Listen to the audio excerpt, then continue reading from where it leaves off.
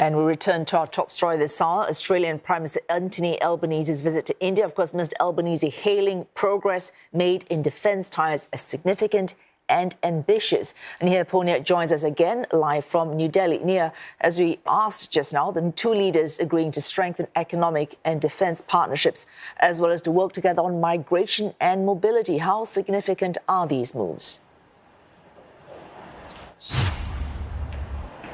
This visit in itself is quite significant, given that this is the first time that Anthony Albanese has chosen to come to India since he took charge, but also the timing, because just a few months ago, you had India and Australia inking that interim trade pact, the first of its kind that New Delhi signed with a developed country in nearly a decade. So clearly a signal of intent that India wants to keep engaging with Australia and other like-minded allies as well.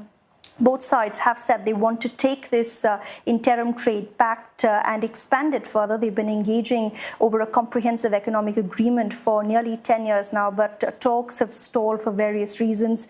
India very hesitant to give Australia access to its agricultural markets.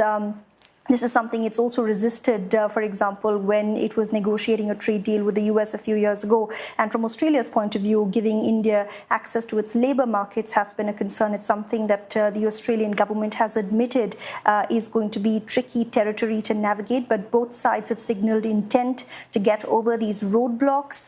They say they're hoping to finalise that agreement by the end of this year, but here in India, many experts are questioning that timeline, saying it perhaps is too hasty given India is hosting the G20 summit in September. You've got preparations for next year's general elections that have begun as well. So there are concerns from the Indian side, at least, that these talks and the finalization of this deal could be delayed to some extent, or at least put off until next year. But this visit from New Delhi's perspective also signals that it is being quoted by countries in the region as an alternative to China, not just when it comes to maritime security, but also when it comes to doing business. And it's a great market from India's point of view. It's how it's pitching itself for any country that's looking to diversify its trade and take that trade elsewhere.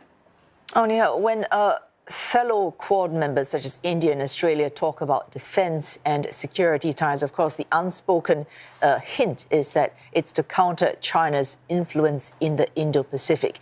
Any major comments or developments on that front?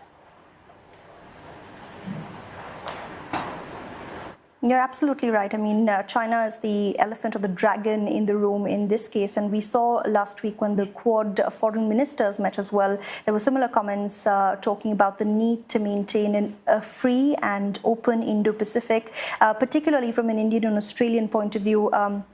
Both countries rely quite heavily on the Indian Ocean and the waterways for their trade. And we heard comments from both leaders about the need to ensure that the Indo-Pacific remains free and fair, that it's a rules-based world order that they're wanting to uphold.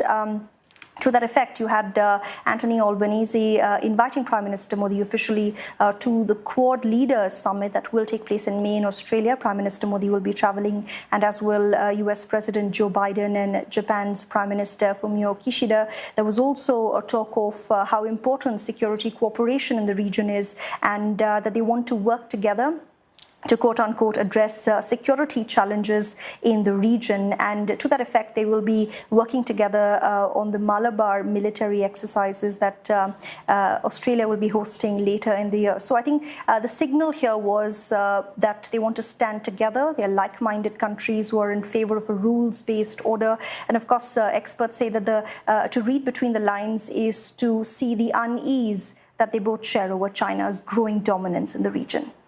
Oh, thanks for that update, Nia Ponia in New Delhi for us.